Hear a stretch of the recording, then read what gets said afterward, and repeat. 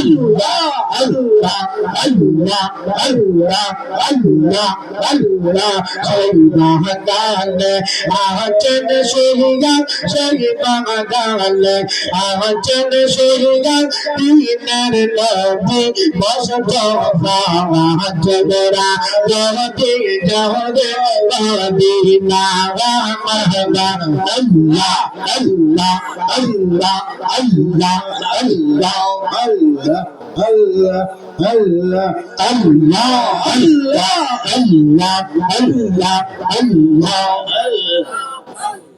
Allah, Allah, Allah, Allah, Allah, Allah, Allah, La ilaha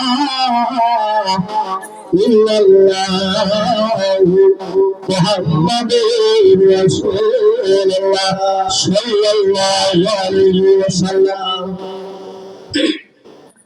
আলহামদুলিল্লাহ সৈয়দ শাহ নূর শাহ সৈয়দ শাহ আরবিন শাহ সৈয়দ ফকাই শাহ রহমতুল্লাহ আলাইহি সালের সভাগুলোকে বার্ষিক ওয়াজ ও দোয়া মাহফিলের সভাপতিত্ব করছেন পীর কামিল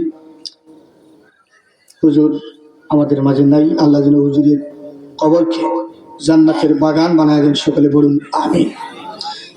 হাজী জনাব আবুল খায়ের সাহেব প্রধান খাদিম অত্র মাজার শরীফ আজকের মাহফিলের সম্মানিত প্রধান অতিথি হযরত মাওলানা ফয়সাল আহমদ হেলালী সাহেব খলিফা ফতেহাবাদ দরবার শরীফ কুমিল্লা আজকের মাহফিলের সম্মানিত বিশেষ অতিথি হযরত মাওলানা মুফতি আবুল কাসিম সিদ্দিকী সাহেব আজকের মাহফিলের সম্মানিত প্রধান বক্তা ইতিপূর্বে গুরুত্বপূর্ণ নসিহত পেশ করলেন হযরত মাওলানা ফারুক আহমদ লস্কর সাহেব হবিগঞ্জি সহ আজকের মাহফিলের সম্মানিত উলামা ইকরাম বর্তমান অধিবেশনে মঞ্চে আসীন আমার ডান দিকে বাম দিকে মোহতারাম শ্রদ্ধাভাজন সভাপতি মহোদয়, আমার সামনে উপবিষ্ট এলাকার কোরআন প্রেমিক সুন্নাহ প্রেমিক আল্লাহ প্রেমিক নবী প্রেমিক অলি প্রেমিক আমার মুসলমান ভাইরা পর্দার আড়ালে পর্দায় অন্তনিশা আমার সবলা অবলা মা ও বোনেরা, আমরা সর্বপ্রথম আল্লাহ রাব্বুল ইজ্জতের দরবারে লাখো কোটি শুকর জ্ঞাপন করছি যে রাব্বুল আলামিন রাত্রি গভীর এই দুনিয়ার সমস্ত ঝামেলা থেকে আমাদেরকে বিরত রেখে আল্লাহ রাব্বুল আলামিনের পছন্দনীয় জায়গা জান্নাতের বাগানের মধ্যে আসার বসার রাসূলুল্লাহর দরবারে রিসালাত আমাদেরকে সাক্ষ্য দেওয়ার তৌফিক দিয়েছেন। সেই মুনিবের দরবারে কালেমাতুর শুকর আদায় করছি, সকলে মন প্রাণ উজাড় করি উচ্চ আওয়াজে করি আলহামদুলিল্লাহ। আরে ধীরে ধীরে আলহামদুলিল্লাহ আলহামদুলিল্লাহ। আপনারা আজকের এই মাহফিলে বসতে পেরে খুশি না বেজার ভাই? আরে ধীরে এখন খুশি না বেজার? আপনাদের আওয়াজে মনে হয় আপনারা বেজার বেজার নিরা খুশি, কারণ আমি আমাদের মেহমান, কথা ঠিক কিনা? মেহমানকে সম্মান দেওয়াটা সুন্নত রাসূলের, যারা বলেন মেহমানকে সম্মান দেওয়া রাসূলের সুন্নাত।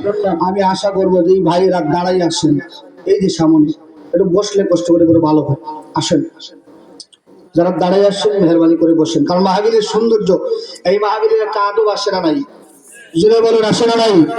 বলে মাহফিল যদি এলোমেলো হয় তাহলে বক্তা যিনি বক্তব্য বলবেন পাশ করবেন ইনার একটু দ্বিধা লাগে, কারণ দীর্ঘ প্রায় 1.5 ঘন্টা 2 ঘন্টা যাবত আপনার আলোচনা শুনছেন, অনেকে আসেন প্রস্তাব করবেন, পায়খানা করবেন, বিভিন্ন জরুরিয়ত আসে, মেহরবানি করে জরুরিয়ত সেরে আপনারা ফিন্দালে আসেন।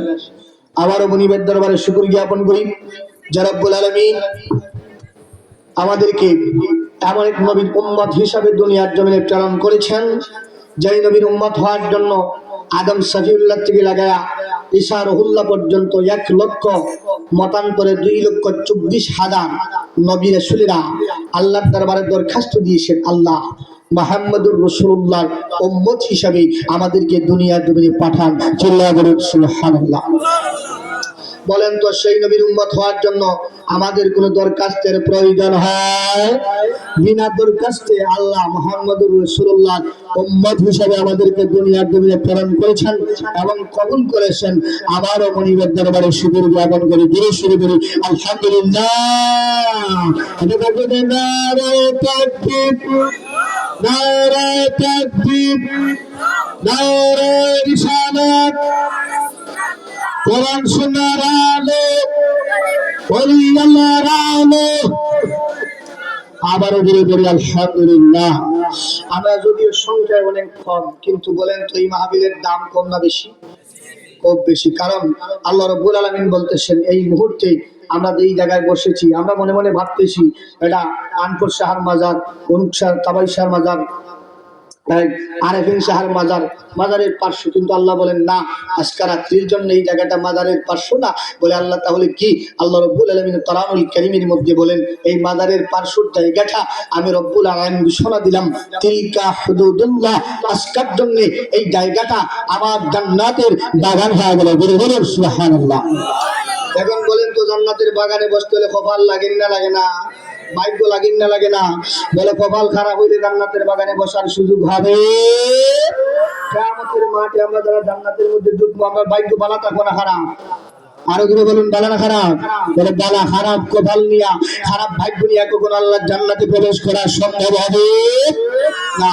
বলে যারাই জান্নাতের বাগানের মধ্যে বসেছি নিশ্চয়ই নিঃসন্দেহে আল্লাহ রব্বুল আলামিনের কাছে আমরা দামি, আল্লাহর কাছে আমরা পছন্দনীয় বিধায় আল্লাহর জান্নাতের বাগানের মধ্যে আমাদেরকে বসার সুযোগ দিয়েছেন। আবারও জুড়ে বলি আলহামদুলিল্লাহ।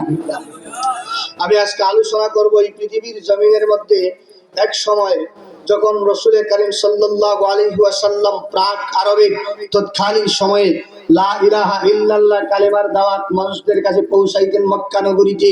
আমার নবী যখন ছিলেন সংখ্যায় কম, আমার নবী যখন ছিলেন সংখ্যায় একা, আমার আল্লাহ সুবহানাহু ওয়া তাআলা ছিলেন আমার নবীর সখা। জুড়ে বলুন মারহাবা। নবী যখন মক্কা শরীফের মধ্যে লা ইলাহা ইল্লাল্লাহ কালেমার দাওয়াত মানুষদের কাছে পৌঁছায়, আবু জেহেল, উতবা, শাইবা, ওয়ালিদ ইবনে মুগীরা এদের মতো যারা আমার নবীর সম্মান কমাইতে চায়, বলে মুহাম্মদ যেই কালেমার দাওয়াত দেই এক সময় দেখা যাবে আবু জেহেল বলে আমার বাপদাদার ধর্ম থাকবে না, উতবা বলে আমার বাপদাদার ধর্ম থাকবে না, আবু লাহাব বলে আমার বাপদাদার ধর্ম থাকবে না। এক সময় দেখা যাবে আমাদের ধর্মের কোনো দাম থাকবে না, আমাদের ধর্মের কোনো মূল্য থাকবে না। মুহাম্মদের ধর্ম বৃদ্ধি পেয়ে যাবে, মুহাম্মদের ধর্ম স্থান পেয়ে যাবে সবার উপরে। এই মুহাম্মদকে থামানোর দরকার, মুহাম্মদের কালেমাকে বন্ধ করার দরকার। চিল্লায় পড়ুন নাউযুবিল্লাহ। বলেন তো আজ থেকে 1450 বছর আগে আমার নবীর সম্মান নিয়ে টানাটানি করেছিল, এদের মতো যারা আমার নবীর সম্মান কমাইতে পারছিল? আরো বলেন পারছিল? বরং আমার আল্লাহ আমার নবীর সম্মান, ইজ্জত, আজমত এই পৃথিবীর জমিনে আরো বৃদ্ধি করে দিয়েছেন। জোরে সুরে বলুন সুবহানাল্লাহ। যখন রাসূল করিম সাল্লাল্লাহু আলাইহি ওয়াসাল্লাম একা হয়ে গেলেন, রাসূল করিম সাল্লাল্লাহু আলাইহি ওয়াসাল্লামকে কালেমার দাওয়াত যখন দিলেন, কাফের বেঈমান মুনাফিকরা অত্যাচার নির্যাতন করে আমার আল্লাহ সুবহানাহু ওয়া তাআলা গোটা আরবের মরুর প্রান্তরকে সুশোভিত করার জন্য, আনন্দিত করার জন্য এই পৃথিবীর জমিনের মধ্যে আমার আপনার যেই কিতাব রাসূল করিম সাল্লাল্লাহু আলাইহি ওয়াসাল্লামের মাধ্যমে পেয়েছি, এই কিতাবের মাধ্যমে রাসূলকে সুসংবাদ দেওয়ার জন্য আল্লাহর রাসূলের পক্ষে আমার আল্লাহ কোরআনুল কারীমের মধ্যে একখানা সূরা পৃথিবীতে অবতীর্ণ করলেন। বলুন না সুবহানাল্লাহ। এই সূরার নাম হলো সূরা নসর। আমরা যারা ছোট বাচ্চা আছি, বাচ্চা সহ ইজাজা সূরা মুখস্থ আছে না নাই? আরো দূরে বলুন আছে না নাই? আপনারা কথা বলুন, আপনারা কি বেজান? আমাদের গুছানি ওরা মাত ভাই ভাত খাইছিল তো আটুটাই এলা কেউ খাইছিল না। এ মাজারও সিন্নি আছে না নাই? মাশাআল্লাহ, সিন্নি আমরা ভাইবো। আসার আগে আমরা আওয়াজ দিব, আওয়াজ দিলে আমার কথা বলতে ভালো লাগবে, আপনাদের শুনতে ভালো লাগবে।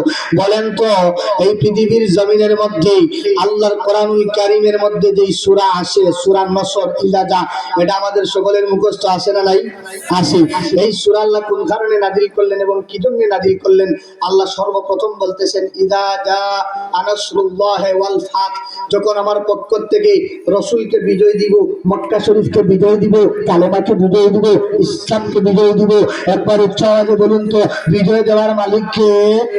সম্মানের মালিক, ইজ্জতের মালিক, যে আল্লাহ দশতলা বিল্ডিং উঠাইতে পারেন, আগামী কালকে সকালে গাছতলায় নিতে পারেন, এই ক্ষমতা পাওয়ার আমার আল্লাহর আছে না নাই? সে আল্লাহ বলতেছেন নবী যখন আমার পক্ষ থেকে মুসলমান ইসলাম কালেমার বিজয় এসে যাবে, হে রাসূল আপনি কিভাবে বুঝবেন মুসলমান ইসলাম কালেমার বিজয় হয়ে গেছে? আপনি নবী ওয়ারা আইতা তাকায়া দেখবেন আন্নাসা মানুষ সকল সায়াদখুলুন প্রবেশ করতেছে ফি দীনিল্লাহি আফওয়াজা। আপনি নবী কালেমা গ্রহণ করে মানুষ যখন দলে দলে মুসলমান হবে, হে নবী তখন বুঝবেন এই পৃথিবীর জমিনের মধ্যে মুসলমান ইসলাম কালেমার পরিপূর্ণ বিজয় আমি আল্লাহ দান করেছি। বলে বলুন সুবহানাল্লাহ। এরপরে আপনি নবীর কাজ কি? ফাসাব্বিহ বিহাম, আমরা প্রশংসা করব কার? আল্লাহ। এরপরে আল্লাহ বলতেছেন রাব্বিকা ওয়াস্তাগফির, আমার দরবারে ক্ষমা চাইবেন, আমরা ক্ষমা চাইব, প্রার্থনা করব কার দরবারে? আল্লাহর দরবারে। এরপরে আল্লাহ বলতেছেন ইন্নাহু কানা তাওয়াবা, নিশ্চয়ই আমি আল্লাহ তাওবা কবুলকারী অতীব দয়ালু। জোরে বলুন সুবহানাল্লাহ।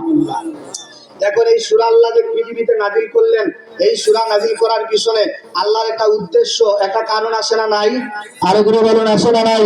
তার কারণ হলো আমার নবীর ধর্মকে যখন তারা কাফের বেঈমান মুনাফিকেরা নিভিয়ে দিতে চায়, ভঙ্গ করে দিতে চায়, আমার নবী মক্কার জমিন ছেড়ে কাফের বেঈমান মুনাফিকদের অত্যাচার সহ্য না করতে পেরে, আমার নবী তায়েফের যুবকদের পাথরের আঘাত সহ্য না করতে পেরে নবী যখন মক্কা ছেড়ে মদিনায় হিজরত করেন, আমার নবীর মৃত্যুর 80 দিন পূর্বে এই সূরা নসর নাযিল করে আল্লাহ জানায়া দিলেন, বন্ধুগো, হাবিব আমার, দুস্থ আমার, হ্যাঁ নবী, এখন আমি আল্লাহ মক্কা শরীফের বিজয় দান করেছি, কালেমার বিজয় দান করেছি, ইসলামের বিজয় দান করেছি, হ্যাঁ নবী, আর মদিনার জমিনে থাকার সময় না, আবার মক্কার মদিনার জমিন ছেড়ে মক্কার জমিনে ইসলামের দাওয়াত দেন। কিন্তু যাইবার আগে তাকায়া দেখেন একজন মাত্র আবু বকরকে লইয়া হিজরত করে মক্কা ছেড়ে মদিনায় গেছিলেন। কিন্তু যখন আমি আল্লাহ ইসলামের বিজয় দিয়েছি, কালেমার বিজয় দিয়েছি, একজন নয়, দুইজন নয়, লক্ষ লক্ষ আবু বকরে আপনি নবীর কালেমা গ্রহণ করিয়া দলে দলে মুসলমান হইয়া আপনি নবীর বন্দী হয়ে গেছে। বলেন সুবহানাল্লাহ।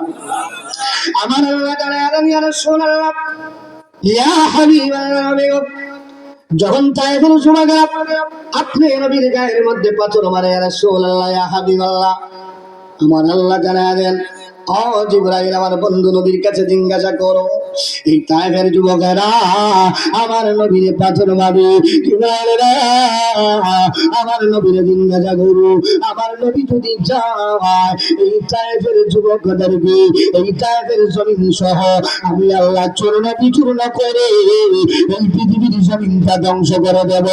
আমার নবী কেমন নবী?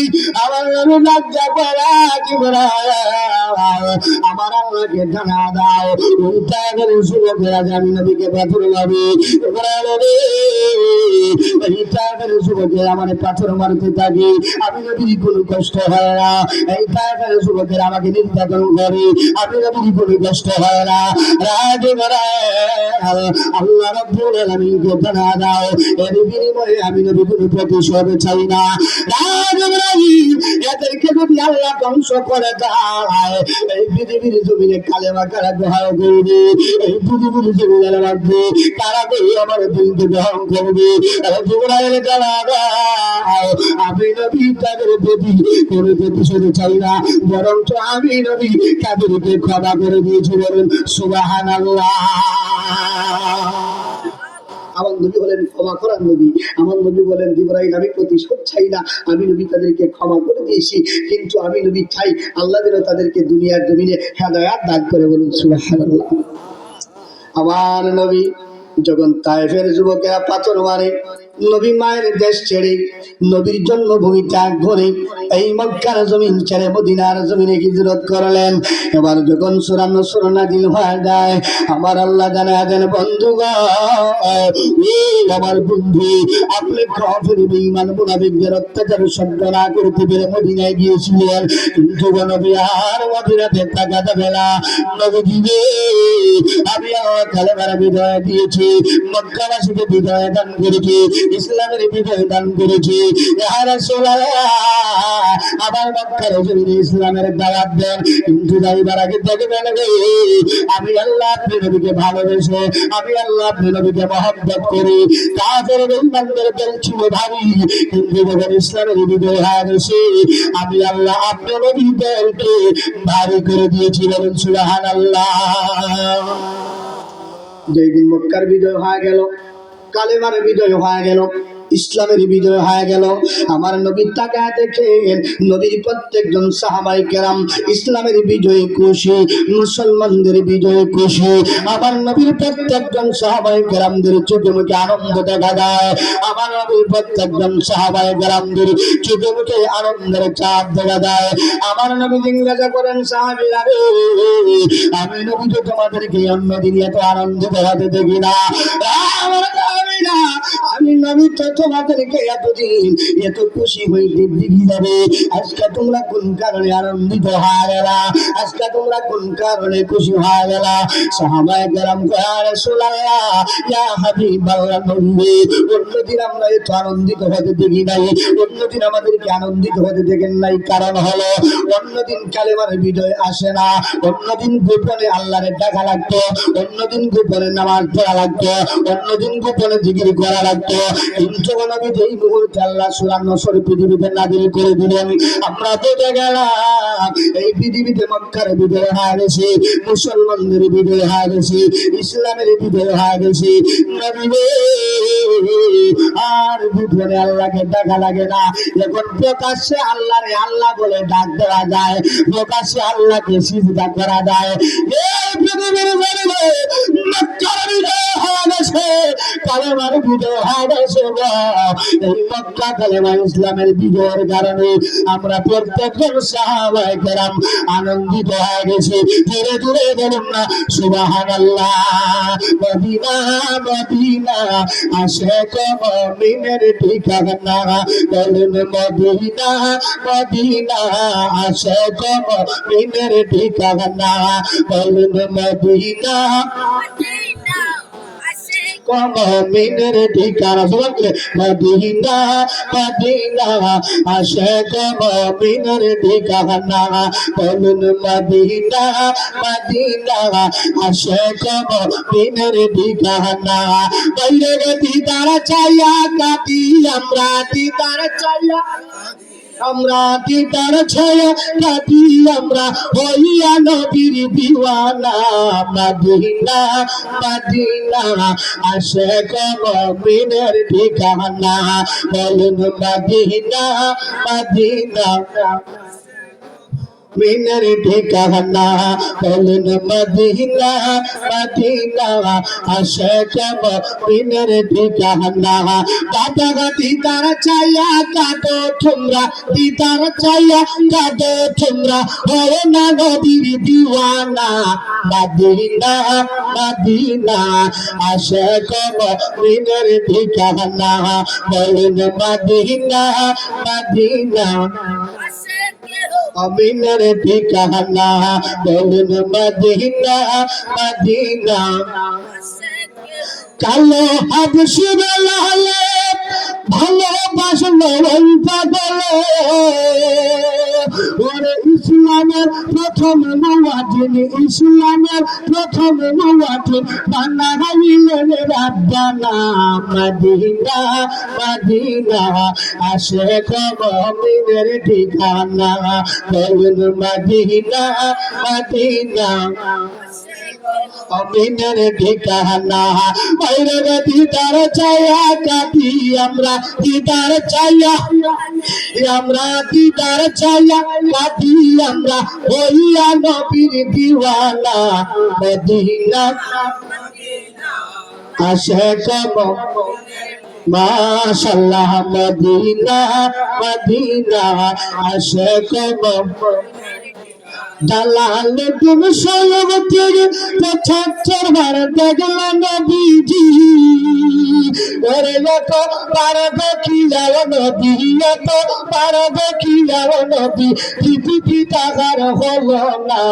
মদিনা মদিনা আশিক মুমিনের ঠিকানা, বলো মদিনা মদিনা আশিক মুমিনের ঠিকানা। বাইরে দিদার ছায়া কাঁদি আমরা, দিদার ছায়া আমরা, দিদার ছায়া কাঁদি আমরা, হইয়া নবীর দিওয়ানা। মদিনা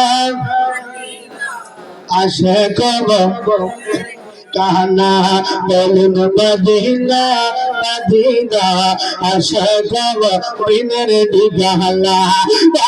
দিদার চাইয়া কাঁদো তোমরা, দিদার চাইয়া কাঁদো তোমরা, ও না নবীর দিওয়ানা। মদিনা আশিক মুমিনের ঠিকানা, বলুন মদিনা মদিনা। যেই দিন সমগ্র মক্কাবাসী খুশি, নবীর প্রত্যেকজন সাহাবায়ে কেরাম খুশি। আমার নবী তাকায় দেখে ওই দিন নবীর একজন সাহাবী খুশি হইতে পারেন না, যিনার নাম হলো হযরত আব্দুল্লাহ ইবনে আব্বাস রাদিয়াল্লাহু তাআলা আনহু। আল্লাহর নবী ডাক দিয়ে কয়, রে আব্দুল্লাহ, আজকে মক্কা শরীফের বিজয় হয়ে গেল, গোটা জাহানের কালেমার বিজয় হয়ে গেল, মক্কা শরীফের বিজয় হয়ে গেল। আরে আব্দুল্লাহ, আমার প্রত্যেকজন সাহাবায়ে কেরাম খুশি রে, কিন্তু আমি নবী তাকায় দেখি তুমি খুশি হইতে পারো না, তুমি বেজার হয়ে গেলা। তোমার জীবনে যে ঠান্ডার ছাপ দেখা দেয়, বেদনার ছাপ দেখা দেয়, তার মানে কি তুমি ইসলামের বিরুদ্ধে চলে গেলা? বলে বলেন ঠিক কিনা? আমার প্রত্যেকজন সাহাবী ইসলামের বিজয়ে খুশি, মুসলমানদের বিজয়ে খুশি, কালেমার বিজয়ে খুশি। বলেন তো আমরা ইসলামের বিজয়ে খুশি না বেজার? আরো যখন খুশি না বেজার? যদি কেউ ইসলামের বিজয়ে বেজার থাকে তাহলে মুসলমান হতে পারে? আল্লাহর নবী বলেন, রে আব্দুল্লাহ, আজকে মক্কা শরীফের বিজয় হয়ে গেল, কালেমার বিজয় হয়ে গেল, ইসলামের বিজয় হয়ে গেল, আমার প্রত্যেক সাহাবী খুশি, কিন্তু দেখা যায় তোমার চোখে কান্নার ছাপ, বেদনার চাপ, তুমি কি ইসলামের বিরুদ্ধে চলে গেলা? রাসূলের প্রশ্ন ঠিক আছে না নাই? ঠিক আছে বলে মনে করেন। উদাহরণস্বরূপ এই শানপুরবাসী আর হাসনাবাদবাসী মাইল লাগছেন, দ্বন্দ্ব লাগেনি না লাগে না? লাগছেন। লাগার পরে মীমাংসা হয়ে গেছে, চেয়ারম্যান সাহেব মাঝে ভরছেন, চেয়ারম্যান সাহেব মাঝে ভরার পরে মীমাংসা হওয়ার পরে আপনাদের খালারুদার পয়েন্টে বিচার হয়েছে। বিচার হওয়ার পরে দুই ভাটি বিচার শেষ হওয়ার পরে আপনারা শানপুরবাসী বিচারের মধ্যে বিজয় দান করেছেন। এখন বলেন তো এই শানপুরবাসী খুশি না বেজার? আরো ধরে বলেন খুশি না বেজার? বলে যদি আমরা বিচারে জিতি আমরা খুশি। এখন আমরা খালারুদার বয়ান থেকে এই শানপুরের রাস্তা দিয়া হাইটা হাইটা মিছিল দিয়ে আসতেছি বলে আমরা বিজয় দান করেছি, বিজয় দান করেছি। এই মিছিলের মধ্যেখান থেকে যদি মনে করেন একজন ক্রন্দন করে খান দিয়া উঠি, এখন আপনারা খিতা হইবেন বলে আমরা বিচারও জিতছি, আমরা আনন্দিত মিছিল দিতেছি, কিন্তু দেখা যায় এই বিচারের মধ্যখান থেকে খাইলা উঠতেছে, আসলে মনে হয় এই বিচারও খুশি না। মনে মনে আমরা আসলে লুকাই আমরা পক্ষে, কিন্তু তলে তলে আশাবাদীর লোকের নৌকা চলায়, ঠিক কিনা? গোটা জাহানের মক্কার বিজয় হয়ে গেল, কালেমার বিজয় হয়ে গেল, আমার প্রত্যেক সাহাবী খুশি, কিন্তু দেখা যায় তুমি আনন্দিত হতে পারো না, তুমি বেজার হয়ে গেলা। তার মানে কি? তুমি ইসলামের বিদ্বেষী হয়ে গেলা। কথা ঠিক আছে না নাই? আব্দুল্লাহ ডাক দিয়া কই, ইয়া রাসূলুল্লাহ, গোটা মক্কার বিজয় হয়ে গেছে, কালেমার বিজয় হয়ে গেছে, ইয়া রাসূলুল্লাহ, এই কালেমার বিজয় আপনার প্রত্যেকজন সাহাবী খুশি, নবী গো গোটা মক্কাবাসী খুশি, ইয়া রাসূলুল্লাহ, এই কারণে আমি আব্দুল্লাহ খুশি। কিন্তু নবীজি এই সূরা নসর নাযিল হওয়ার পরে আপনার প্রত্যেকজন সাহাবী এই সূরা নসরের মধ্যে আনন্দের খবর দেখতে পায়। এই সূরা নসর নাযিল হওয়ার পরে গোটা মুসলমান জাতির বিজয় দেখতে পায়। ইয়া রাসূলুল্লাহ, ওই সূরা নসরের মধ্যে আমি আব্দুল্লাহ আনন্দের খবরের পাশাপাশি একটা দুঃখের খবর দেখতে পাই। ওই দুঃখের খবর দেখার কারণে আমি আব্দুল্লাহ খুশি হইতে পারলাম না। বলুন সুবহানাল্লাহ। প্রত্যেক সাহাবী আনন্দের খবর দেবে, কিন্তু আব্দুল্লাহ ইবনে আব্বাস বলতেছেন আমি দেখি এই সূরা নসরের মধ্যে একটা দুঃখের খবর দেখা যায়। রাসূল বলেন, আব্দুল্লাহ কি এমন দুঃখের খবর দেখতে পাও? বলে, ইয়া রাসূলুল্লাহ, আমি আব্দুল্লাহ বুঝে গেছি এই সূরা নসর নাযিল হয়ে গেছে, গোটা ইসলামের বিজয় হয়ে গেছে। আমি দেখতেছি অল্প কিছুদিনের ভেতরেই আমাদেরকে ইয়াতিম বানাইয়া আপনি নবী এই দুনিয়ার জমিন ছেড়ে বিদায় হয়ে যাবেন। রাসূল বলেন, আব্দুল্লাহ তোমার ধারণা সঠিক। রাসূল বলেন, আব্দুল্লাহ যাহা বলেছে এই আব্দুল্লাহ ধারণা সঠিক, আর আব্দুল্লাহর হিকমত সঠিক। জোরে বলুন সুবহানাল্লাহ। এবং সাহাবায়ে কেরাম প্রশ্ন করে, আব্দুল্লাহ, আমরাও নবীর সাহাবী, তুমিও তো নবীর সাহাবী, কিন্তু যে সূরা নসর নাযিল হওয়ার পরে আমরা মুসলমান জাতির বিজয় দেখি রে। এই সূরা নসর নাযিল হওয়ার পরে আমরা গোটা মুসলমান জাতির আনন্দ দেখি। এই সূরা নসরের মধ্যে তুমি আব্দুল্লাহ দেখো বেদনার খবর।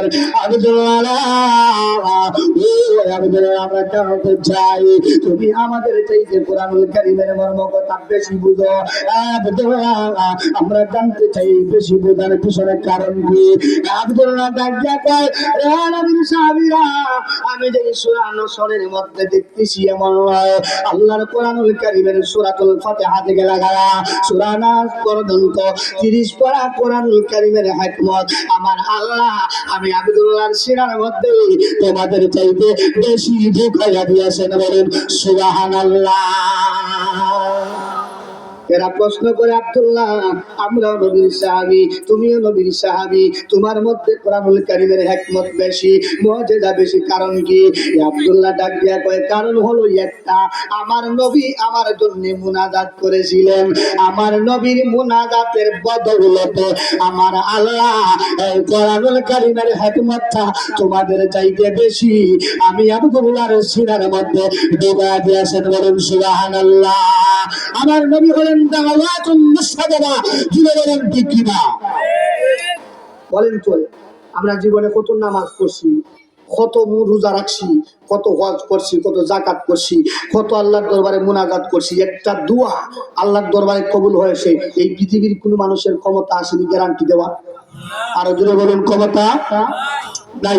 কিন্তু আমার নবী দাওয়াতুন মুস্তাজাবা আমার নবী শুধুমাত্র অন্তর দিয়া দোয়া করেন আমার নবী অন্তর দ্বারা ইচ্ছা পোষণ করেন। আল্লাহ বলেন জিবরাইল আমার বন্ধু নবী অন্তর দ্বারা ইচ্ছা পোষণ করেছে আমার নবীর অন্তরের খবরটা অন্তরের মধ্যে থাক আমার নবীর অন্তরের খবরটা জবানে আসার আগে আগে আমার নবী মন ভাষণটা তোমরা পূর্ণ করে দাও বলে বলুন সুবহানাল্লাহ। দেখবেন আমার মতো পাঞ্জাবি টুপি জুব্বা লাগাইয়া আমার দেশের এক প্রকার মুসলমান এরা কয় নবী আমাদের মতো সাধারণ মানুষ আসে না নাই? আরে বলেন আসে না নাই? এরা আল্লাহর কোরআন থেকে দলিল দেয় আল্লাহ কোরআনে বলেছেন কুল হ্যাঁ নবী আপনি জানায়া দেন ইন্নামা আনা বাশারুম মিসলুকুম আমি দেখতে তোমাদের মতো মানুষ। কিন্তু পরের আয়াতে আল্লাহ বলেন কুল উহিয়া ইলাইয়া যে আমার নবীর কাছে জিবরাইল আমিন মিনিটে মিনিটে সেকেন্ডে সেকেন্ডে ওহী নিয়ে আসতেন। বলেন তো কিয়ামত হয়ে যাবে আমার কাছে আপনার কাছে জিবরাইল কোনোদিন আসবেন? আসার কোনো হুকুম আছে নাই? তাহলে নবী আমাদের মতো সাধারণ মানুষ হতে পারে না? আমরা দেখেছি কয়েকদিন আগের দৃষ্টান্ত আমার মতো আপনার মতো মুসলমান ভাই গায়ের মধ্যে জুব্বা মাথার মধ্যে টুপি লাগাইয়া বলতেছে আমার নবীর সম্মান আজমতে আমার যে আল্লাহ আমার নবী ঘুমায় আসেন ডাক দেন না নবীর নাম ধরে ইয়া মুহাম্মাদা আমার নবীকে আল্লাহ বলেন ইয়া আইয়ুহাল মুজাম্মিল ও আমার খন্দলওয়ালা বন্ধু ধরে বলুন মারহাবা। আমার নবীকে আল্লাহ ডাক দেন ইয়া আইয়ুহাল মুত্তাকিন ও আমার চাদরওয়ালা বন্ধু ধরে বলুন মারহাবা। এই মানুষেরা মুসলমান নামদারি তারা বক্তব্য দেয় যে আমার নবীকে তারা আমার নবীর শানে আমার নবীর মানে তারা ব্যবহার করে খাও বয় অর্থাৎ নবী নাকি ছাগলের রাখাল। চিল্লায় পড়ুন নাউজুবিল্লাহ। বলেন তো নবীর সম্মান আজমত ইজ্জতে যদি কোনো মুসলমানের বাচ্চা আমার নবীর সম্মান আজমত ইজ্জতে বেয়াদবিমূলক আচরণ করে এই বাংলার মুসলমান হাত গোটায়া বসে থাকবে না? বলে আমি তাদেরকে বলতে চাই তুমি আমার যেই নবীকে ছাগলের রাখাল বলো তুমি কি দেখো না সুবহানাল্লাযী আসরা বিআবদিহি লাইলাম মিনাল মাসজিদিল হারামে ইলাল মাসজিদিল আকসা আমার নবী যেই দিন সাত আসমান সাত জমিন পাড়ি দিয়া সিদরাতুল মুনতাহার উপরে আমার নবী জিবরিল আমিনের আগে আগে জিবরাইল আমার নবীর পিছনে জুড়ে বলুন ঠিক কিনা? যারা আমার নবীর সম্মান আজমতে বেয়াদবি করে আমরা তাদেরকে বলতে চাই তুমি যেই নবীকে ছাগলের পিছনে দেখো আমার নবীকে ছাগলের রাখাল বলো তুমি কি দেখো না মসজিদুল আকসা বাইতুল মুকাদ্দাসে যেই দিন আদম শফিউল্লাহ থেকে লাগায়া ঈসা রুহুল্লাহ পর্যন্ত 1 লক্ষ মতান্তরে 2,24,000 নবী রাসূলেরা দাঁড়াইয়া আছেন নামাজ পড়বেন কিন্তু সামনে কে যাইবেন ইমামতি কে করবেন সাহস পাচ্ছেন না। আমার আল্লাহ ওই দিন আমার নবীকে সমগ্র আম্বিয়ায়ে কেরামদের ইমাম বানায়া আল্লাহর নবীকে সমস্ত নবীদের সামনে আল্লাহর নবীকে পাঠিয়ে দিলেন। জুড়ে বলেন ঠিক কিনা? আল্লাহ কোরআনে বলেছেন আজ থেকে 1450 বছর আগে তারা আমার নবীকে বেয়াদবিমূলক আচরণ করত আবু জেহেল উতবা সাইবা ওলীদ ইবনে মুগিরা। কিন্তু আল্লাহ কোরআনুল কারীমে তৎকালীন সময়ে তাদের বিরুদ্ধে আইন জারি করে দিয়েছেন এই কথার বিরুদ্ধে আয়াতে কারিমা নাযিল করে দিয়েছেন। আল্লাহ বলেন যারা ঈমানদার দাবি করো ইয়া আইয়ুহাল্লাযিনা আমানু হ্যাঁ আমার ঈমানদার সম্প্রদায় লা তাকুমু আমার নবীকে তোমরা বলো না আমার নবীকে তোমরা দেখো না রাইনা এই কঠিন শব্দ দ্বারা এই খারাপ শব্দ দ্বারা দ্বারা আমার নবীর সম্মান আজমতে বেয়াদবি হয় এমন শব্দ দ্বারা আমার নবীকে সম্বোধন করো না। ওয়াকুলুন জুরনা, আমার নবীকে সম্মানের সহিত, মর্যাদার সহিত, ইজ্জতের সহিত তোমরা ডাক দাও, বলুন মারহাবা।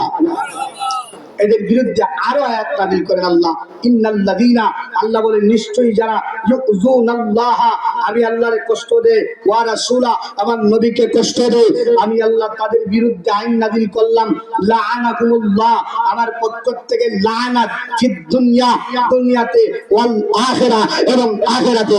জুড়ে বলুন ঠিক কিনা? এজন্য আমরা মুসলমান ইমানদার রাসূলের প্রেমিক। আমার মাকে তুলে গালি দেন, আমরা মেনে নিব।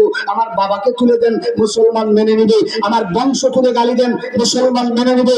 আমার দেশ তুলে গালি দেন, এই মুসলমান মেনে নিবে। কিন্তু যেই জায়গায় মুসলমানদের ইমান, এই ইমানের শাখায় আমার নবীর সম্মান আজমত ইজ্জতে যদি কোনো কুলাঙ্গার বেয়াদবি করে, এই বাংলার মুসলমান মেনে নিবে না, মেনে নিবে না। জুড়ে বলুন ঠিক কিনা? তাহলে কখনো নবীর আশিকেরা নবীর শানে বেয়াদবি মানতে পারে?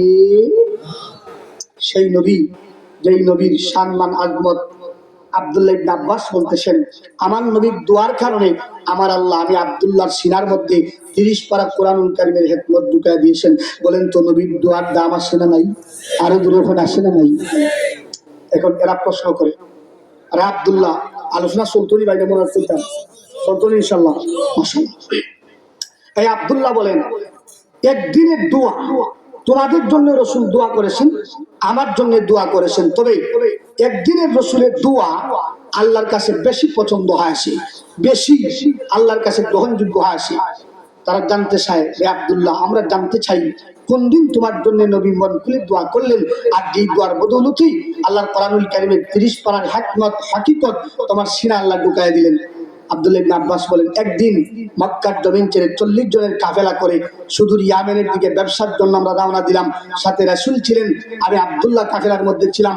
পথের মধ্যে সন্ধ্যা হয়ে গেল। রাসূল ইয়ামেনের একটা মরুচরের মধ্যে তাঁবু টানাইলেন।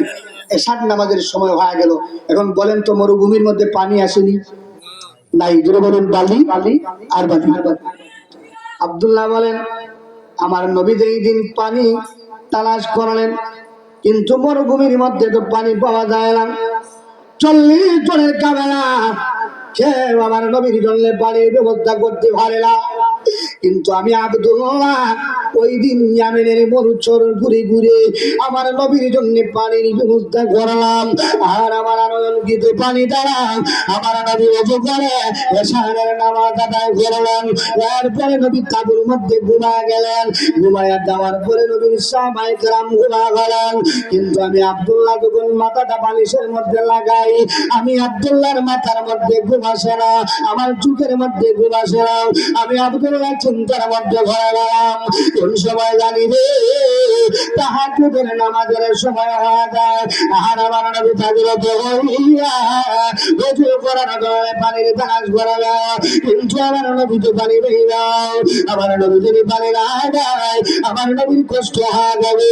আমি আর বালিশের মধ্যে মাথা লাগাইলাম না, আমি সঙ্গে সঙ্গে তাঁবু থেকে বাহির হয়ে গেলাম। আর ইয়ামেনের বাড়ি চড়ে ধরে ধরে গভীর রাত্রিতে আমার নবীর জন্য পানির ব্যবস্থা করলাম। আমার আনন্দিত গাড়ি দ্বারা আল্লাহর নবী ওযু করে ফজরের নামাজ আদায় করে আমাদের সাহাবায়ে কেরামদের দিকে মুখ ঘুরাইলেন। বলেন তো, এই সুন্নতটা এখনো বাংলার জমিনে আসে না নাই? ফজরের নামাজের পরে ইমাম সাহেব মুসল্লির দিকে মুখ ঘুরান কি ঘুরান না? দেখবেন আমার দেশে কিছু মুসলমান আছে নামধারী, তারা হইল নামাজের পরে, ফরজ নামাজের পরে কোনো দোয়া নাই, বাতুল্লা আছে না নাই? তাহলে জনদান নামাজের পরে কোনো দোয়া নাই, সিন্নি খাওয়া নাই। কতদিন পরে হইব? মরলে জনদায় হইবে না, হইতো না। কিন্তু আমার নবীর সুন্নাত, আব্দুল্লাহ বলেন, আমার নবী আমাদের দিকে মুখ ঘুরান। আল্লাহর নবী দেখতেছেন আর ডাক দিয়া বলতেছেন, রে আমার সাহাবী, আমি নবী জানতে চাই এই মরুভূমির মধ্যে তো কোনো পানির ব্যবস্থা নাই, আমার দলে আমার কোন সাহাবী পানির ব্যবস্থা করেছে? আমি আমার ওই সাহাবীকে ডাকতে চাই। আব্দুল্লাহ বলেন, আমি তাকায় দেখি নবীর প্রত্যেকজন সাহাবীর মুখটা নিচের দিকে, লজ্জা পেয়ে গেছেন। কিন্তু আমি আব্দুল্লাহ আমার মাথাটাও নিচের দিক দিয়ে রাখলাম। রাখার পরে আমার মাওলারে বলি, আল্লাহ, এই আবাদতটা করেছি আপনারে খুশি করার জন্য, এই বান্দাগিতা করেছি আপনি মাওলারে খুশি করার জন্য নাই, আপনার বন্ধু নবীকে খুশি করার জন্য নাই। প্রভু গো, আমার এই বন্দেগীর কথা গেল আল্লাহর নবী অন্যান্য সাহাবায়ে কেরাম এই মুহূর্তে জানতে পারে না, কি কি কারণে বলেন না সুবহানাল্লাহ। নবীর সাহাবায়ে কেরাম ইবাদত করেন বলে আল্লাহ আপনারে খুশি করার জন্য, আপনার বন্ধু নবীরে খুশি করার জন্য। আর আমরা আজকে ইবাদত করি, আমরা আজকে হজ করি, মানুষ আমাদেরকে হাজির করবে, কথা ঠিক কিনা? আমরা নামাজ পড়ি, মানুষ মুসলিম বলবে 5 ওয়াক্তের মধ্যে 1 ওয়াক্ত নামাজ পড়ি না, কিন্তু যদি ভুল ক্রমে 1 ওয়াক্ত পড়ি জানে সারা প্রতিবেশী বিরোধন কিনা বলে সারা রাত নামাজ পড়ে রাতে পারে। শুক্রবার দিন আইলে আব্বা জুম্বা তুম্বা লাগাইয়া একেবারে পিছনের খাতার দিকে মুসল্লিয়ানে কেরামদের দিকে ধাক্কায়া বলে ইমাম সাহেবের ঘরে না গেলে আমার নামাজ কি আমি কাছে না নাই। এই নবীর সাহাবায়ে কেরাম আল্লাহর কাছে আমার বন্দেগীর খবরটা যেন নবীর বন্য কোন সাহাবী জানেন। এবার আমার নবীর জবান থেকে বাহির হয় আব্দুল্লাহ তোমার মুখটা আর নিচের দিক দিয়ে রাখিও না। এরে আব্দুল্লাহ আমি নবী বুঝে গেছি অন্য কোন সাহাবী আমার গলায় পানি আনিলাম, তুমি আব্দুল্লাহ এনে যাও। কিন্তু আব্দুল্লাহ আমি জানতে চাই এই জায়গার মধ্যে আমার বড় বড় সাহাবী আছে, বৃদ্ধ সাহাবী আছে, যুবক সাহাবী আছে, তুমি আগ থেকে ছড়ার বাবা আব্দুল্লাহ রে তুমি দেখো রাত্রিতে পানির ব্যবস্থা করো না। এরে আব্দুল্লাহ তোমার কি জানের মায়া হলো না? তুমি শিশু বলো তোমার কি জানের মায়া হলো না? আব্দুল্লাহ কয়া রাসূলুল্লাহ আপনি পানি পাইবেন না এই চিন্তায় আমার ঘুম আসে না, আপনার কষ্ট হয়ে যাবে এই চিন্তায় আমি আব্দুল্লাহর ঘুম আসে না। আমি আমাদের মনে চলে ঘুরে ঘুরে আপনার সুরের জন্য পানির ব্যবস্থা করলাম, কিন্তু আমার প্রাণের মায়া হতো, আমার প্রাণের মায়া হতো, কিন্তু আমি তো করে ভাবতাম এই মরুভূমিতে আমি আব্দুল্লাহ একা না, আমার সাথে আছেন আমার আল্লাহ, আমার সাথে আছে আপনার রাসূলের ভালোবাসা। ইয়া রাসূলুল্লাহ যাহার অন্তরের মধ্যে আমার আল্লাহর ভালোবাসা থাকে, যাহার অন্তরের মধ্যে রাসূলের ভালোবাসা থাকে, এই অন্তর কখনো দুনিয়ার কোনো কিছু ভয় করে না। দিলে বলেন ঠিক না? আল্লাহ আল্লাহ আল্লাহ আল্লাহ আল্লাহ আল্লাহ আল্লাহ আল্লাহ আল্লাহ আল্লাহ মন ভাঙা মরজিদ ভাঙ্গা ভাঙ্গা আল্লাহর কাবা মন মন দিহিরে আল্লাহর বাড়ি বেটা কৃষ্ণ তার বিদার মারহাবা আল্লাহ আল্লাহ আল্লাহ আল্লাহ আল্লাহ আল্লাহ আল্লাহ মন ভাঙ্গা মরজিদ ভাঙ্গা ভাঙ্গা আল্লাহর কাবা মন ভাঙ্গা মরজিদ ভাঙ্গা ভাঙ্গা আল্লাহর কাবা মন মন দিগে আল্লাহর বাড়ি বেটা কৃষ্ণ তার বেটা মারহাবা আল্লাহ আল্লাহ আল্লাহ আল্লাহ Allah Allah Allah Allah Allah Allah Allah Lehna dinag tagayide nabijud didar taayide bolte ba dinag tagayide nabijud didar taayide shafaat karaban sahagan madina tumi jano na hadir se kahke darlo na مرحبا الله الله الله الله الله الله الله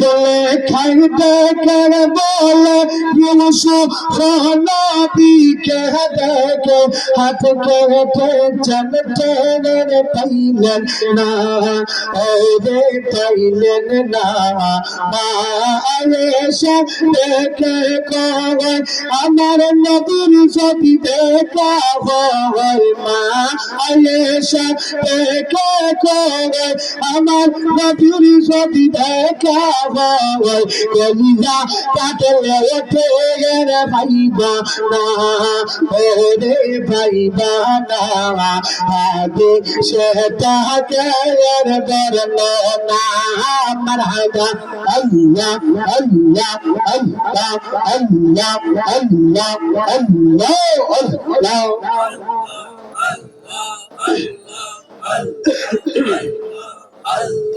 আওয়াজ দিয়ে আল্লাহ আল্লাহ আল্লাহ আল্লাহ আল্লাহ আল্লাহ সিদ্দিকে আকবরের দাবি তকবি যতই একবার নবী সিদ্দিকে আকবরের দাবি তকবি যতই একবার নবী ফেরার চিন্তা থাকবে না অনেক থাকবে না আদরে করওয়াবে শেষ কায়দা চাইল নবীর পাশে আবে করওয়াবে শেষ কায়দা চাইল নবীর পাশে আগর তেরার সীমা রইল না ওরে রইল না আবি সেটাকে বলল না মাশাআল্লাহ আল্লাহ আল্লাহ আল্লাহ আল্লাহ আল্লাহ আল্লাহ আল্লাহ আল্লাহ আল্লাহ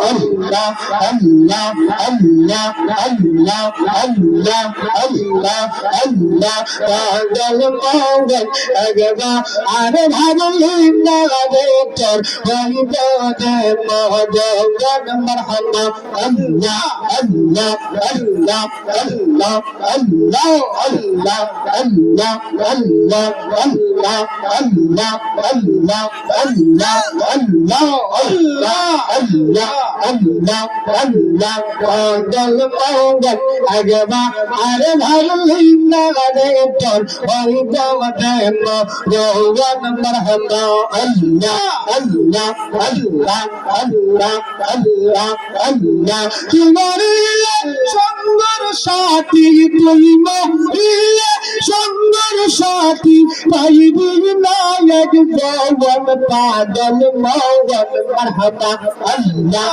আল্লাহ আল্লাহ আল্লাহ আল্লাহ আল্লাহ আরে ভাবলিন না তোর হইব দে মগন মাশাআল্লাহ আল্লাহ আল্লাহ আল্লাহ আল্লাহ আল্লাহ আল্লাহ আল্লাহ আল্লাহ ইল্লাল্লাহু মুহাম্মাদুর রাসূলুল্লাহ সাল্লাল্লাহু আলাইহি ওয়াসাল্লাম। ওই আব্দুল্লাহ বলেন নবীগণ আমার ভয় হতো কোন সময় জানি জঙ্গলার বাগিনী আমার বক্ষণ করে ফেলেন ইয়া রাসূলুল্লাহ আমি তখন চিন্তা করি গো ওই জায়গার মধ্যে তো আমি আবদ হয়ে গেলাম এই জায়গার মধ্যে আছে আপনার রাসূলের ভালোবাসা ইয়া রাসূলুল্লাহ যার অন্তরের মধ্যে রাসূলের প্রেম আছে যার অন্তরের মধ্যে রাসূলের ভালোবাসা আছে এই অন্তর কখনো এই দুনিয়ার কোন হিংসা প্রাণীরে ভয় করতে পারে না বলে বলুন ঠিক কিনা। এবার আমার নবী অনেক লম্বা কথা সংক্ষেপ করি আমার নবীকে আল্লাহ বললেন নবী আর মদিনাতে থাকার সময় নয় আপনি মক্কার জমিনে দান কালেমার দাওয়াত দেন। আমার নবী মক্কার জমিন মদিনার জমিন ছেড়ে মক্কায় যাইতেছেন কিন্তু নবী তাকায় দেখেন একজন মাত্র আবু বকর লয়া মক্কার জমিন ছেড়ে মদিনায় গিয়েছিলেন কিন্তু যখন নবী আবার মক্কার জমিনে ঢুকতেছেন আমার নবীকে মারহাবা ইয়া রাসূলুল্লাহ বলে আমার নবীকে স্বাগতম জানায় মক্কার জমিনে লক্ষ লক্ষ আবু বকরে আমার নবীর বন্ধু হয়া আমার নবীর সাথে মক্কায় ঢুকতেছে বলুন সুবহানাল্লাহ। এবার যখন আমার নবী সর্বপ্রথম কাবা শরীফে ঢুকলেন, আশ্চর্যান্বিত ঘটনা, নবীজি তাকায়া দেখেন যারা আমার নবীকে পাথর মেরেছিল, যারা আমার নবীকে রক্তাক্ত করেছিল, সেই তায়েফের যুবকেরা আমার নবীর পিঠের মধ্যে পাথর মেরেছিল পাগল পাগল বলে। ওই পাথর ওই তায়েফের যুবকেরা আল্লাহর নবীর সামনে বসে আছে। আল্লাহর নবী ডাক দিয়ে কয়, রে তায়েফের যুবকেরা, তোরাই তো আমার পাথর মেরেছিলে, তোরাই তো আমার রক্তাক্ত করেছিলে, কিন্তু আজকে তাকাতে করে আমি নবীর মক্কার বিজয় হয়ে গেছে, কালেমার বিজয় হয়ে গেছে, আজকে আমি মুহাম্মাদের পাওয়ার আছে, আজকে আমি মুহাম্মাদের শক্তি আছে, আজকে আমি মুহাম্মাদের ক্ষমতা আছে। এরা তায়েফের যুবকেরা, তোমাদের কি জানের মায়া হয় না? তোমাদের কি ভয় হয় না? যে বলুন ঠিক কিনা? আল্লাহ নবী বলেন, তোরাই তো আমার পাথর মেরেছিলে, তোরাই আমার রক্তাক্ত করে তায়েফের জমিন ছেড়ে মক্কা ছেড়ে মদিনাতে পাঠাইয়া দিয়েছিলে, কিন্তু আজকে আমার বিজয় হয়ে গেছে, কালেমার বিজয় হয়ে গেছে, মক্কা শরীফের বিজয় হয়ে গেছে, আমি নবীর ক্ষমতা আছে, পাওয়ার আছে, লাঠি আছে, শক্তি আছে, সব কিছু আমার পক্ষে। আমি যদি ইচ্ছা করি তোদের উপর প্রতিশোধ নিতে পারি, তোদের কি কোনো জানের মায়া হয় না? এরা ডাক দিয়া কয়, মুহাম্মদ, এই জায়গার মধ্যে আমরা এখানা আরো হাজার হাজার কাফির কুফফার বেঈমানেরা ছিল, কিন্তু আপনি মুহাম্মদ আসবেন এই কথা শোনার পরে সবাই চৌড়ে পলায়ন করেছে। আমরা ইচ্ছা করলে পলায়ন করতে পারতাম, কিন্তু মুহাম্মদ আমরা পলায়ন করি না। কারণ হলো, যদিও আজকে আপনার বিজয় হয়ে গেছে, আপনার পাওয়ার আছে, ক্ষমতা আছে, শক্তি আছে, আপনার লাঠি আছে, শক্তি সব কিছু আছে, কিন্তু আমরা জানি আজকে মুহাম্মদ আপনি আমাদের সাথে পাওয়ার ক্ষমতা কোনোটাই দেখাইতে না। জোরে বলুন মারহাবা। আমরা জানি আজকে আপনি মুহাম্মদ আমাদের সাথে ক্ষমতা দেখাইতে না, আপনি মুহাম্মদ আমাদের সাথে পাওয়ার দেখাইতে না, কারণ আপনি মুহাম্মদ হচ্ছেন রহমতের নবী, আপনি মুহাম্মদ পাওয়ার দেখানোর নবী নয়, আপনি মুহাম্মদ হচ্ছেন ক্ষমা করার নবী। জোরে বলুন ঠিক কিনা? নবীর আদর্শ বাংলার মুসলমানদের মধ্যে এখন আসে না নাই? আরো দূরে এখন আসে না নাই? আমরা দেখি যদি নবীর আদর্শ আমাদের দেশে কতটুকু আসে, একবার যদি তাকায় দেখি নবী তৎকালীন সময়ে 1500 বছর আগে আমাদেরকে কি শিক্ষা দিয়ে গেলেন। নবী সাম্প্রদায়িক সম্প্রীতি, আমাদের সমাজকে কিভাবে সমাজ বন্টন করে চলা যায়, বিধর্মীদের সাথে কেমন করে মিশে চলা যায়, আমার নবী আজ থেকে 1500 বছর আগে শিক্ষা দিয়ে গেছেন। নবী যেই শিক্ষা দিয়ে গেছেন এই শিক্ষাটা এখনো বাংলার মুসলমানদের মধ্যে আসে না নাই? একবার তাকায় দেখেন আমাদের পার্শ্ববর্তী রাষ্ট্র ইন্ডিয়ার বর্ডারের মধ্যে আমার মতো আপনার মতো শত শত মুসলমান ভাইদেরকে ওই হিন্দুরা দিনের পর দিন রাতের পর রাত গুলি করে হত্যা করতেছে। জোরে বলেন ঠিক কিনা?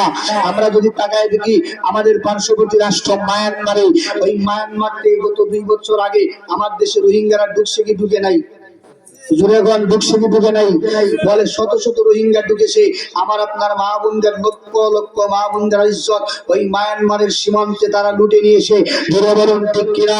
দেখেন মুসলমানদের আদর্শ, মুসলমানদের মধ্যে নবীর আদর্শ কতটুকু। ওই ইন্ডিয়া আর পাকিস্তানের মধ্যেখানে একটা শহর আছে, যেই শহরের নাম হলো কাশ্মীর। নাম শুনছেন আপনারা? এই কাশ্মীরের মধ্যে আমার আপনার লক্ষ লক্ষ মসজিদ ভেঙে হিন্দুরা হিন্দুত্ববাদী মতবাদ প্রতিষ্ঠার লক্ষ্যে রাতের পর রাত দিনের পর দিন তারা তাদের মন্দির তৈরি করে গেছে। দূরে বলেন ঠিক কিনা? কিন্তু আমরা দেখেছি বাংলার মুসলমান কতটুকু নবীর আদর্শে আদর্শিত, নবীর আদর্শ বাংলাদেশের মুসলমানদের মধ্যে কতটুকু। গত কয়েকদিন আগে 2024 সাল 5 আগস্ট আমার বাংলাদেশ দ্বিতীয়বার স্বাধীন হয়েছিল। দূরে বলুন ঠিক কিনা? আরো বলুন ঠিক কিনা? আমরা দেখেছি যে এই দিন বাংলার জমিন দ্বিতীয়বার স্বাধীন হয়েছে, ওই বাংলার জমিনের মধ্যে যে হিন্দুরা হিন্দুত্ববাদী মতবাদ প্রতিষ্ঠার লক্ষ্যে ওই কাশ্মীরের জমিনে আমার আপনার লক্ষ লক্ষ মসজিদ ভেঙে তারা মন্দির তৈরি করেছিল। আমরা বাংলার জমিনে যেই মোল্লাদেরকে, যেই মেসাবদেরকে মৌলবাদী খেতাব দেই, যেই মেসাবদেরকে জঙ্গিবাদী খেতাব দেই, এরা গায়ের মধ্যে পাঞ্জাবি দিয়া মাথার মধ্যে টুপি দিয়া ওই সিলেট শহরে বেশি দূরে যাওয়া লাগবে না, রাতের পর রাত দিনের পর দিন ওই হিন্দুদের মন্দির পাহারা দিয়ে গেছে। জোরে বলুন ঠিক কিনা? এটা হলো আমার নবীর আদর্শ। আজকে দেখেন হিন্দুরা নবীর আদর্শ থেকে কতটুকু আমাদেরকে বঞ্চিত করতে চায়। আমরা গত বছর দেখেছি ইন্টারনেটের মধ্যে ইন্ডিয়ার জমিনের মধ্যে। বলেন তো মুসলমানের জন্য গরুর গোশত খাওয়া হালাল না হারাম? জোরে বলেন হারাম নেই? হালাল, গরুর গোশত খাওয়া হালাল। কিন্তু ইন্ডিয়ার জমিনে কসাইখানার মধ্যে আমার এক মুসলমান ভাই একটা গরু জবাই করে গোশত খেয়েছিল। আমরা ইন্টারনেটে দেখেছি ওই হিন্দুরা, হিন্দুত্ববাদী মতবাদ প্রতিষ্ঠান লোককে আমার মুসলমান ভাইয়ের জিহ্বাটা টান দিয়ে তারা কর্তন করে ফেলেছে। জোরে বলুন নাউযুবিল্লাহ। বলে মুসলমান আজকা এখন নবীর আদর্শ মানে বিদায় 90% মুসলমানদের দেশে একটা শিশু যেমন তার মায়ের কাছে কুলের মধ্যে নিরাপদ থাকে, ঠিক তদ্রুপ ভাবে আমার দেশের 90% মুসলমানদের মধ্যে হিন্দু বৌদ্ধ 5%, 10% হিন্দু বৌদ্ধ খ্রিস্টানরা আমার দেশের মুসলমানদের বুকে মায়ের পেটের মতো নিরাপদ আছে না নাই? এটা হলো আমার নবীর আদর্শ, এটা হলো আমার নবীর আখলাক। বলতেছিলাম, তারা বললো যে মুহাম্মদ আজকে আপনার পাওয়ার ক্ষমতা কোনটাই দেখাইতে না। রাসূল বললেন ঠিক আছে, আমি এই মুহূর্তে এই জায়গার মধ্যে আমার সামনে যারা সমবেত হয়েছেন আমি নবী সবাইকে ক্ষমা করে দিলাম। জোরে বলেন মারহাবা। আমার নবী হলেন ক্ষমা করার নবী, আমার নবী হলেন বরকতের নবী, আমার নবী হলেন রহমতের নবী। যখন ঠিক কিনা নবী বলেন ক্ষমা করে দিলাম, কিন্তু কিতাবের মধ্যে লেখেন 12 জন মতান্তরে 22 জন। রাসূল বলেন এই 12 জন মতান্তরে 22 জনকে ক্ষমা করা যাবে। বলে এরা ইসলামের বেশি ক্ষতি করেছে, এদেরকে যেই জায়গার মধ্যে পাওয়া যাইব আমি রাসূল ক্রস ফায়ারের নির্দেশ দিলাম। ইসলামের স্বার্থে, মুসলমানদের স্বার্থে, কালেমার স্বার্থে এদেরকে যেই জায়গার মধ্যে পাওয়া যাইব এদেরকে বন্দুক দিয়ে গুলি করে হত্যা করার নির্দেশ, পারমিশন আমি রাসূল দিলাম। কারণ হলো এরা ইসলামের বেশি শত্রু। এর মধ্যে সর্বপ্রথম 1 নাম্বার আসামির নাম দৃষ্টির মধ্যে আসলো, তিনি হলেন হযরতে ইকরামা রাদিয়াল্লাহু তাআলা আনহু। পরবর্তীতে তিনি কালেমা পড়ে মুসলমান হয়েছিলেন। এই ইকরামা রাদিয়াল্লাহু তাআলা আনহুর নাম রাসূল 1 নম্বর আসামির মধ্যে লিখলেন। যেই মুহূর্তে ইকরামা শুনলো রাসূলুল্লাহ ইকরামার বিরুদ্ধে ক্রস ফায়ারের নির্দেশ জারি করেছেন, সঙ্গে সঙ্গে এই ইকরামা মক্কার জমিন ছেড়ে পলায়ন করার জন্য ইয়ামেনের দিকে দৌড় দিছে। ইয়ামেন আর মক্কার মধ্যখানে একটা সাগর আছে, লৌহিত সাগর। এই লৌহিত সাগরের মধ্যে যাওয়ার পরে ইঞ্জিন চালিত স্টিমারের মধ্যে উঠলো, ওঠার পরে ইঞ্জিন চালাইতো, কিন্তু আল্লাহর কুদরতের সাহায্যে ওই সময় ওই স্টিমারের ইঞ্জিনটা বন্ধ হয়ে গেল, আর চালু হলো না। জুড়ে বলুন মারহাবা। ডাক দিয়া কয় ইঞ্জিন নইতো, কিন্তু ইঞ্জিনের মধ্যে সবকিছু ঠিকঠাক আছে, কিন্তু আল্লাহর খেলা, আল্লাহর লীলা, ওই দিন স্টিমারের মধ্যে আর ইঞ্জিনটা চালু হয় না। ডাক দিয়া কয় হরে রাম হরে কৃষ্ণ, তোদের 360টা মূর্তির নামে মক্কার জমিনে কাবা শরীফের মধ্যে 360টা মূর্তি ছিল, ওই 360টা মূর্তির নামে সারা জিন্দেগি পূজা করে গেলাম আমি ইকরামা, আজকে সামান্য নদী ভাড়াইতে পারতেছি না, আমার একটু বাসা। বলেন তো এই মূর্তির ক্ষমতা আসেনি আমার বাসাইবার? আর দূরে ওখানে আসেনি? আমাদের তো এলাকা হিন্দু আসে না নাই? আসে, দেখবেন হিন্দুর বড় মূর্তি আসে, তার 2টা হাত আছে, আসে না নাই? 2টা পা আছে, 2টা চক্ষু আছে, 2টা কান আছে, একটা নাক আছে। শুধুমাত্র হেলো বন্ধু জাভেদ কোন জায়গাটা সেখানে হইতে পারে, আর সব কিছু ঠিক আছে। এবারে হরে রাম হরে কৃষ্ণ, আমি তোদের নামে পূজা করলাম, কত মান্যত করলাম, আজকে আমার একটু বাসা। এখন বলেন তো বাবা মূর্তির পাওয়ার ক্ষমতা কোনটা আসে? ইব্রাহিম আলাইহিস সালামের আদরটা করে দিন, বলে ইব্রাহিম তোমার এই অনেকদিন মূর্তির বিপক্ষে কথা বলতে দেখি, আজকে তোমার মূর্তির কাজে লাগাইতাম। বলে কিতা? বলে কিছু মূর্তি তিনি ইব্রাহিম আলাইহিস সালামের আদরটা করে মাথায় ব্যাগের মধ্যে বইরা দিয়েছেন বাজার বিক্রি করার লাগিয়া। ওই ইব্রাহিম তুমি মূর্তিগুলা বাজারের মধ্যে বিক্রি হয়ে যায়নি। এখন বলেন তো ইব্রাহিম নবী মূর্তির পক্ষে না বিপক্ষে? তারা দূরে পক্ষে না বিপক্ষে? আমরা মূর্তির পক্ষে না বিপক্ষে? আমরা মূর্তির পক্ষে না বিপক্ষে? ইব্রাহিম নবীকে তিনি দিতেছেন বলে বাজারের মধ্যে বিক্রি হয়ে যাইল। ইব্রাহিম নবী অর্ডার শুনে গেছেন, বাজারে যাইতে যাইতে যাইতে বাজারের ভিতরে যাওয়ার আগে মনে মনে বলে আমি হইলাম মূর্তির বিপক্ষে, কিন্তু দেখা যায় আমার দেশে মূর্তি বেচার এখন বাবার আদেশ পালন করা লাগবো, বাজারে মূর্তি বেচতাম নি। বলে না, মূর্তি বেচতাম না, কিতা করতাম? বলে এক কাম করি, এই মূর্তির ব্যাগটারে লইয়া ইব্রাহিম ওই মাটির মধ্যে এক আশার দিছি, মারাবো হইতেন না, আশার লাগা সবটি ভাঙ্গিয়া চুরমা চুর হয়ে গেছে। দূরে বলুন মারহাবা। এখন তিনি ভাবতেছি বলে মূর্তি তো বাঙ্গিলাম, বাড়ির যদি যাই আব্বা হইবা বলে টেকা দেও, হইবেন না হইতে না? বলে আব্বা মূর্তি বেচার পাঠাইছিলাম, টাকা দাও। এখন টাকা আসেনি, যখন আসেনি না। এখন মনে মনে ভাবতেছেন বলে বাড়ির যদি যাই বাধা বাসে না যাই। তিনি ভাবতেছেন বলে আব্বা আসে বিশাল, আব্বার কাছে সব করবো যাই যে কোনো অবস্থা। গেছেন, বাড়িতে যাওয়ার পরে আব্বা ডাক দিয়ে বলছেন বাবা ইব্রাহিম তোমার ফাটাইছিলাম মূর্তি বেচা, দাও টাকা আনছো, একটু টাকা বার করে দাও। এখন তিনার কাছে টাকা নাই, টাকা নাই। এখন আল্লাহর আম্বিয়া কেরামদেরকে আল্লাহ হিকমত শিক্ষা দিয়েছেন।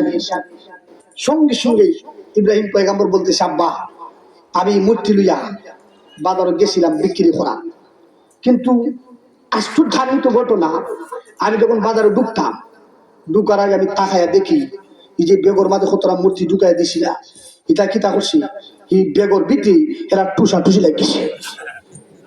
কোন তো মূর্তির ক্ষমতা আসেনি টুসা টুসি লাগা, টুসা টুসি লাগিয়া এটা হাত ভাঙিয়েছে, ফাও ভাঙিয়েছে, সব কিছু ধ্বংস করেছে। এখন আদরটা করে ওইটা কিতা ভাতলামি লাগাইছিল বলে কত মূর্তি জীবনে বানাইলাম, একটা ভাঙছে না, আর তুমি আজকে করে মূর্তি আট ভাঙিয়েছি, এটা তো ডং ছাড়া আর কিছু হইতে পারে। বলে আব্বা খুললা যখন দেখ, সঙ্গে সঙ্গে বেটা খুলছি, খুলে দেখা হাসো এটা হাত নাই, এটার হাও নাই, এটার হাত নাই, এটার মাথা নাই, মার হাবা হইতে না। জীবনে আমার সাথীরা